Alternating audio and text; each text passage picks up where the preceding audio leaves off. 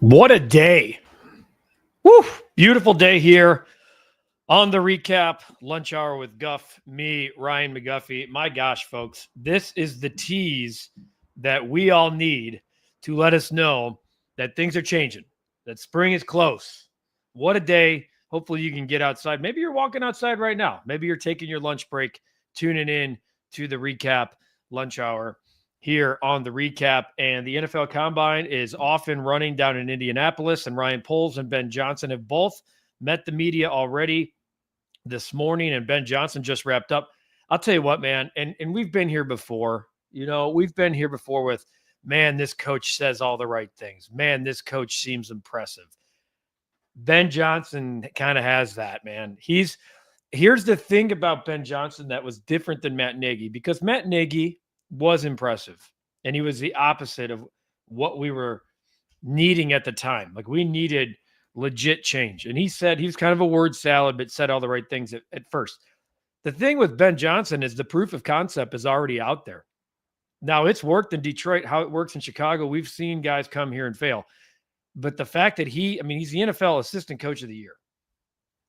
He just is so darn impressive. I love, near the end of his press conference, he said, I didn't hire my friends. I hired the best coaches.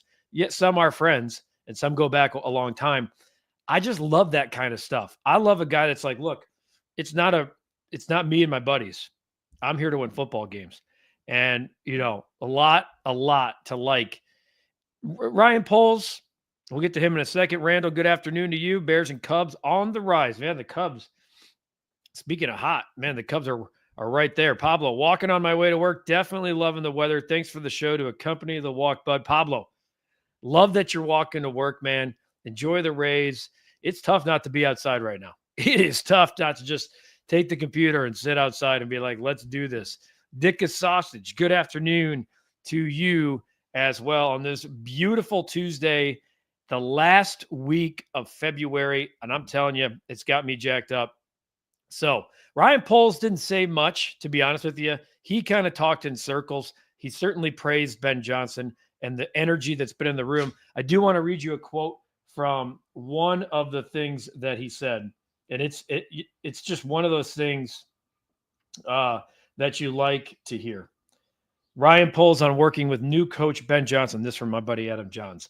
You can just tell the high football IQ is on a totally different level than what I've seen and been a part of before. So it's really good. You think? And look, going from Eberflus to Ben Johnson, just by default, I feel like is an upgrade. But I like to hear the GM say that. Godfather, it's so funny that this GM has all the answers until game one. After last year's train wreck, he should have been fired. I hear you. And I do think Godfather always comes, he's got some thoughts. I could tell you that. I don't think he had done enough, I think, with the maneuvering of trading that number one pick from 2 years ago to get the Caleb situation, DJ Moore, etc., that he wasn't going to go anywhere. And normally we see coaches or GMs get two head coaches. And he didn't, like Matt Eberflus was an arranged marriage. Okay. Here we go, Zach. Look at that update. Kyle Teal just homered. Okay. And BP said, I like it. Here's what I don't like. Yesterday, we fired up the White Sox game in the office on CHSN, and it was 9-0 in the top of the first. It was not good. Pablo, Ben Johnson has called plays. Nagy did not call all the plays at Kansas City. Ben Johnson called all the plays. Now let's see if he can be the CEO while calling plays that this team needs. Perfectly said by Pablo. Matt Nagy came here. I think he had called all of 6 games as an offensive coordinator. And at that point, you're really just calling Andy Reid's plays because you're being handed the baton in the middle of a season. You're right. He has been calling the plays and not just doing it for a season. He's been doing it for 3, and I like that a lot. Eric, hey, Guff, looking forward to the NFL Combine this week. Bears and Cubs on the rise. That's our second on the rise comment here. Hopefully good things happen for both of these teams. Maybe it's kind of like the weather. Like you wake up today and you're smiling like windows are open all across the house, and you're thinking it's just right there. And that's kind of what it is. For one of these Chicago sports teams that wants to take the bull by the horns and run with it, you could be the king of your own domain because the entire city is looking for a winner. Landon says he's going for a run, running like there's a U.S. Marshal in my tail who doesn't bargain. I love Landon, and the movie quotes are always so good. Let's go, Ben. Lip Ripper. Dude, got to stay hot, kid. Got to stay hot. We'll get to that a little bit later. Could you see the Bears trading down a couple of spots for more draft picks this year? Yes. I think the Bears at 10 are going to be interesting. Not a quarterback draft, which is rare when there's not 3 or 4 quarterbacks everyone's lining up to trade up for. But I do think with the depth of line and on the defense, you could see the Bears move down 2 slots, 3 slots, 4 slots, add a pick in draft capital, move to 13 or 14, depending on the way the rest of the draft goes. As Ryan Poles said this morning, the draft is incredibly unpredictable. In free agency who's available, who has a real shot to land the guy, and kind of how it plays out. Maybe you get surprises in free agency, but for the most part, it usually plays out the way you want it to. The draft is anything but. Two slots ahead, someone surprises and takes. Look at last year with the Falcons, right? No one thought Michael Penix was going at 8. We thought Rome Odunze might go to the Falcons at 8. They had just signed Kirk Cousins, and what do? They draft a quarterback. You have teams like that all the time, and then you have teams that come out of nowhere and trade up right in front of you, take the guy you wanted. So the draft, extremely unpredictable. Chef Paul, I know Chef Paul's been feeling good lately. His wallet's a little fatter. Thanks for the winner yesterday with your bet of the day. Cough. Give me one today and I'll buy you an Easy Street pizza. Let's go. You know where I like to dine. Easy Street is a fan. We are a fan in the McGuffey household of Easy Street Pizza. We are big fans. My son loves the place. And quite frankly, I do too. So Chef Paul, a winner coming your way here in just a short amount of time. Bradley. Hey, Guff, why doesn't Ryan Poles sound confident in this press conference as if he's unsure what the Bears' strategy is towards upcoming season? I disagree, Bradley. What do you want him to say? He's being asked all of these positions about what are you looking for? Who are you looking for? Dude, this is like talking, sir. It's the first time we've seen him since the introductory press conference of Ben Johnson. And there's just not a lot to say without playing your hand. Free agency is 2.5 weeks away. The draft is 2 months away. What are you going to say? You want to get out there in front of teams and say, we are looking for the best possible edge rusher in this draft. Okay, well, guess what you just did?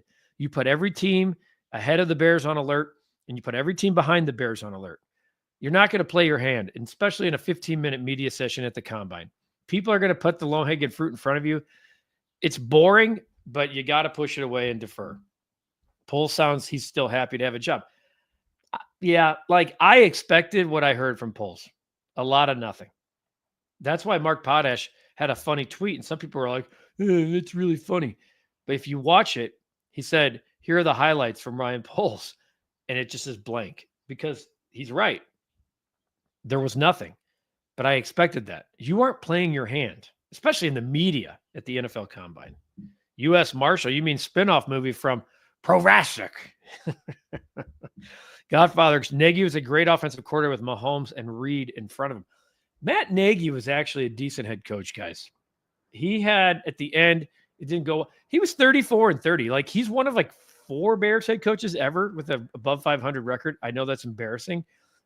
But think about what we just saw with Eberflus. What do you have, 14 wins, 15 wins? I mean, Nagy did go to the playoffs twice in 4 years. Say what you want to say. It didn't work out. But, he came here with the quarterback situation I don't think he would have picked. I think Matt Nagy's one. This is just my prediction. Nagy's going to get another head coaching job. And it's going to go better than it did the first time around. I think sometimes guys get their first go around and the ones that can survive get another shot. I think he's going to get another shot, and I think he'll do well. I did. Lip, I did not play the UNLV baseball pick. Full disclosure. I got completely sidetracked. And then, to be honest with you, I got to do a little bit of a deep dive on my college baseball bets and where to find them and where to live on that. Adrian, were you surprised about the lack of O-line questions? Only one question right at the end with Ben Johnson. But to be fair, the comparison with the Panthers, who spent top dollar on 2 guards, was interesting. I'm not surprised because, again, I think everyone understands where the Bears' needs are. And I guess you could ask detailed questions about specific people. I mean, somebody asked Ryan Poles about the drafting of Trey Smith and his involvement. And he said, I'm proud to be a part of that process. I'm not going to talk about players who are not on our roster. So, like even when the question was asked of him about going back to his Kansas City days, he deferred. And that doesn't surprise me at all. Erica, I feel like he took a jab at Eberflus with the high intelligence comment about Ben. I'll say this, Erica, maybe it was indirectly. I don't think that he did it with intent, but certainly when you pull the context of the soundbite out by itself, it could feel like a jab because he's saying it's the best I've ever been around. Well, I don't think there was intent or malicious intent behind that, but I do see what you're saying. Pablo says, player-wise, if there was ever a time for any unknown, unexpected Chicago player to have their Jalen Brunson breakout season, it's now. This city is desperate for a star winner. Really, really good comp. I was looking at something the other day about the Mavericks had Jalen Brunson. They had Luka, and who was the other guy? Oh, Porzingis. The three of those players and got nothing out of it. And I was like, damn, if they just would have stayed as a big three, Dallas could be going to the finals year in and year out because they messed that up. It's almost like the Oklahoma City days of Harden, Durant, and Westbrook. I mean, how did that ever happen? And how did they all get away with nothing? Kyle, happy 89th birthday. Well done, Kyle. I had that in my list of fonts here. Happy 89th birthday, Jerry Reinsdorf. Thank you for bringing 6 NBA championships and 1 World Series to Chicago. I loved watching MJ, Scotty, and company dominate the NBA. How about this? Kyle with a positive Jerry Reinsdorf message. And you know what? It should be a happy birthday today because sometimes you need to table the personal to say congrats or happy or something. Happy 89th birthday to the chairman, Jerry Reinsdorf. No doubt about it. Say what you want. He has overseen the ownerships of 7 championships in this city. He's the only one that could ever say that, period. And my guess is, in my lifetime, I hope I'm wrong, he'll probably be the only one. What's up, Eli? Watching from across the pond, Godfather. I remain hopeful that Rick, every day, if Godfather can get a comment in about Tom Ricketts, the floor is yours, Godfather. You know I give you the time and the space and the opportunity, my friend. Fire away. Greg, get a left tackle. Larry Borum isn't good enough. Agreed. I think they're going to be very aggressive in free agency at the guard and center positions. I do. Then I think they're going to draft somebody relatively high. If not in the first round, maybe with either that 39th or 41st pick in the second round. So there's 3. We have Darnell Wright as 4. You need a left tackle, though. And Greg, I'm not sure where you're not finding that guy in free agency because there's just not a superstar left tackle. You got to keep an eye on the teams that are allowing guys to seek their value right now, like the Rams are doing with Matthew Stafford. It's starting to feel that Matthew Stafford is done with the Rams. But like the Commanders today said that they're letting Jonathan Allen, the defensive tackle, seek a trade. Like that's interesting. And it also muddies and cloudies the water for what the Bears want to do because they need defensive tackle help. They need defensive end help. We know about Myles Garrett. The Browns doubled down today and said that they understand his demands. They have zero intention of trading him. Well, we've seen the positioning from teams like this in the past. Look at Eli working for the program here. Subscribe and give a like to the recap. We appreciate you, Eli. We appreciate all you guys. You know how much this community means to me. Tom, what's your opinion on extending Gordon? My feeling is the sooner the better. I brought this up to Cap the other day because I was like, okay, if they sign Trey Smith, if they sign the center from Atlanta, they're going to probably give some, there's going to be other lesser deals. I've seen the Bears linked to Chris Godwin of the Tampa Bay Bucks as like a replacement for Keenan Allen. At a reasonable rate, I'm okay with that. Like I've seen like 3 for 45 at 15 guaranteed. Okay. He's a damn good receiver. Probably like a really good 1A. I don't know about that one, but I did bring up Gordon as one of the guys taking some of that money. And Tom, I do agree that Kyler Gordon, I could see getting an extension sooner than later for sure. and then maybe drafting another safety because we just don't know about the long-term health of Jaquan Brisker. I think he's had 3 concussions, and last year's was obviously very bad. Pablo, I've always wanted to go to spring training, but never understood what's so big about it. Is it just seeing baseball early, seeing the up-and-comers, or is it like spring break for adults? Okay. So I would not call it spring break for adults unless like you're just looking for pretty like low-key chill, sitting in the sun. The gravitational pull to spring training is the weather, no doubt. To get out of here, usually February is right the worst, like depressive month that we have. There's that. And the weather is usually fantastic. You're in the sun every day, Valley of the Sun. It is like, right, hope springs eternal with baseball. So it gives you that like summer is here feel. And you do get pretty good access and seats to the teams. The Cubs obviously sell out most of the time at Sloan. But then the surrounding area of Phoenix and Scottsdale is fantastic. Great nightlife, great dinners, great restaurants, great parks, good hiking. So it's kind of like, I took my family out there one year after I was done covering spring training. That's a popular thing to do. You could do Make It Spring. I've been there. I've covered it in my 20s, my 30s, and my 40s. And the spring break for adults, when you're covering spring training, sometimes there's some late nights, but you have to wake up early a lot. I think it's kind of put it all in the blender, and I think it's a little bit of everything. Happy birthday. Now blow out the candles and sell a team. Godfather gives you this much credit and then right hooks you right to the face. That's why I appreciate everyone's comments here on the recap lunch hour. Tom, with the Vikings looking very interested in moving on from Jones and up for Genty, what would we need to give our division rival the number 10? I mean, I need to see what the Vikings, to be honest with you, I'll see what the Vikings have. Because I don't think teams like in the division are opposed to trading with each other. We've seen it a lot.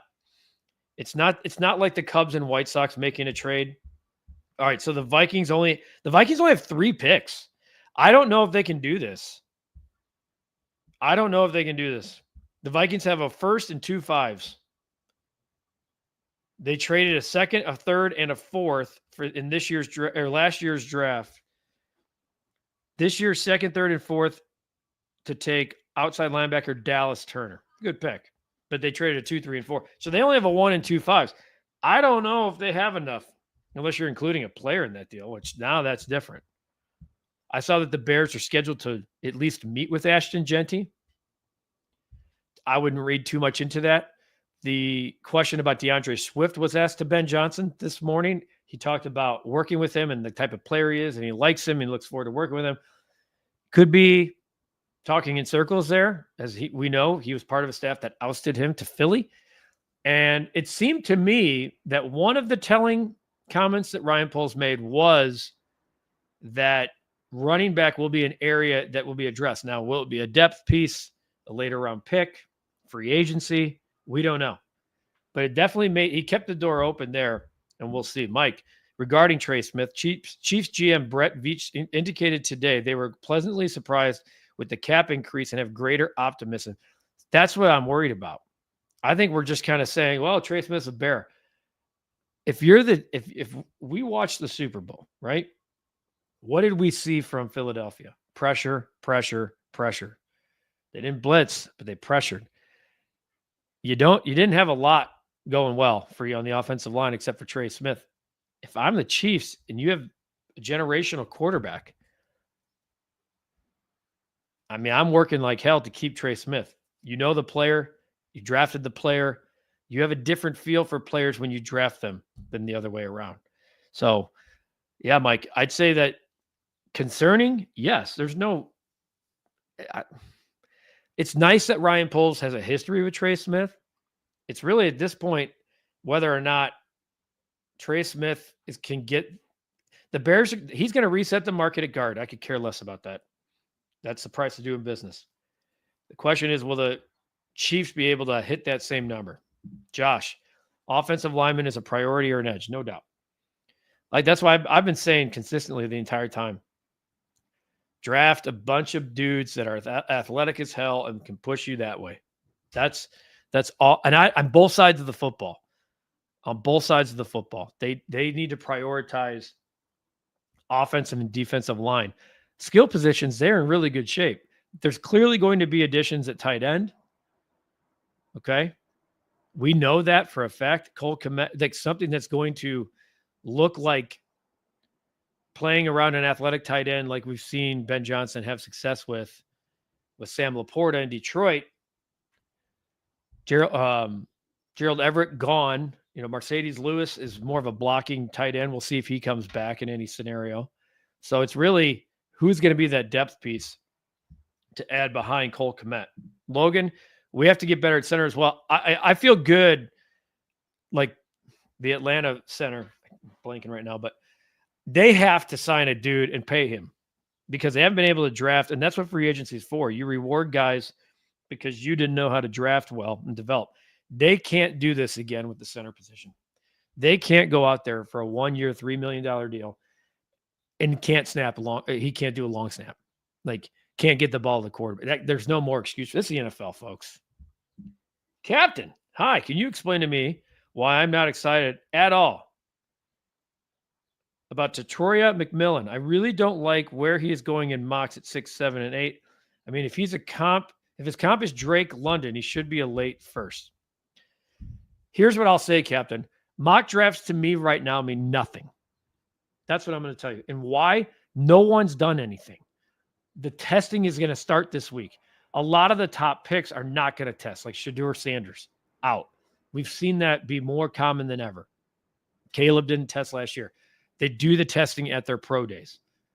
I would wait until, like, someone's going to wow at the combine, right? Like Xavier Worthy last year shocked everyone with his speed. I think he was a late first. That's the kind of stuff that happens at the combine. Like, who's going to be the dude that breaks 4.25, etc. Okay. Then that guy will vault up boards. Then there'll be a guy who doesn't test well. He'll drop. Then there'll be pro days. Guys will reposition themselves there. Then we'll figure out who is desperate for quarterbacks. After free agency, mock drafts will change and the cycle repeats itself, which is why mock drafts are so popular. So I would not get all, I hear you, but I don't think mock drafts right now mean all that much. I don't. Godfather says, such a shame that the Cubs will only have Tucker for a year. Thanks. Man, hey, Godfather, when it's like 54 and sunny for the first time in the calendar year, do you still find the one cloud in the sky? And I'm asking it laughing. A couple more here, guys. I have to wrap up a few minutes early. The real Phil Simms. I know you cannot and will not screw things up in free agency. You didn't have a coaching overall for a repeat of last year. Don't waste Caleb's talent. And I think, we put a recap lunch hour or rush hour out yesterday where there's a good feel around the league that the Bears are going to be very aggressive in making major upgrades in both free agency and the draft. Hi, Phil. Yeah, I just did the double comment. All right, let's get to, for those of you who partake, and I know Chef Paul does, it's time for our bet of the day. Folks, we are on you never talk, I guess when you talk your losses into existence, you got to talk your wins into existence too. We're on what they call a heater. Michigan in a low-scoring, ugly battle, back and forth affair last night, had a 4-point lead at the half. They won the game by 3. The spread, for those of you who cashed, -1.5. We don't care how it's done. We care what their end result is. We're not complaining ever about a cash ticket. And we continue to add another win to the docket. And today I'm riding Florida. Folks, Florida is the best power team in the conference, our best power team in the country against the spread. The best. Okay? And I'm going to pull this up for you. Here's the thing with Florida. They are a cover machine. I watched them on Saturday against LSU. They were up 15. LSU went on a 22-2 run to end the half. LSU stinks. Had a 6-point lead, and then watching Florida just run up and down the floor in the second half, I was like, damn, these guys they're going to be one of those teams standing at the end. Alabama -8, San Diego State -2.5, lip rippers picks of the day. Terry says Guff nailed that Kentucky game last week, folks. See, now I want the people, when you start cashing, start speaking up for the other people. because these aren't like, I'm not reading other people's stuff here. I'm doing my own research and coming with my own games. So Florida beat Georgia a month ago to the day by 30. Now that game was at Florida. Georgia's actually one of the better home teams in the country. They play really suffocating defense at home. I feel like this number's too low. I do. I said that the other day that I thought that the Kentucky game that we're talking about, like that favored Vanderbilt too much. Georgia hung around over the weekend against Auburn. I think lost by 5. And I just feel like they're getting a little too much credit for that. Okay. And this dropped a full point this morning. I jumped on it at 6.5. I already put it in. Florida's really athletic. And if they can cause and wreak havoc with turnovers, which they did in their first matchup, I think they can run away with this game by double digits. I really do. They're a better basketball team. Georgia needs this win badly, but Florida is going to be a number 1 seed in the tournament, folks. I mean, they are legit. And I'm looking here. I want to let you guys know, like, they are a cover. I think they're 20-7. Yeah. So Florida's 20-7. Only Robert Morris, Florida A&M, and UC San Diego are a hint better. They cover 74.1% of the time, and they usually cover by 6+ points. So I'm going to ride them. I'm going to ride the trend here. I'm going Florida. Stay with me, folks. Let's stay hot. The total in that game, I would, like, if I'm pushing a total, a side lip, I'm playing unders, but you guys know where I side on unders. Life's too short. So I'm especially in the first half, like, I think Georgia has some ridiculous stat. Like, they've covered 69% of their games at home in the first half have gone under. That's something to look at too. I think the total's around 72.5 or something like that. Godfather, I just have to keep riding Ricketts because he lets the fans down every year. What a better way to do it than on this awesome show. Thanks, Guff. Thanks, Godfather. All right, so that's the bet of the day. Flip Ripper, I've had a little run here. We are trying to get to 500. We've been trying to get to 500 since way back when we started this show and started the bet of the day. Let's just do it. Let's get it done tonight. Let's let Florida get off and running. And, like, let's have an easy night where you kick the feet up, maybe pour yourself a nice celebratory drink with 10 minutes to go in the second half. I have to wrap this one up, folks. Enjoy the beautiful day. Get outside. Do something outside. Go for a walk. Find a friend. Go with your partner. Whatever. Like I said, be kind to each other. Be kind to your neighbor. Be kind to the person that's behind you. You just don't know, right? We need more of that in this world.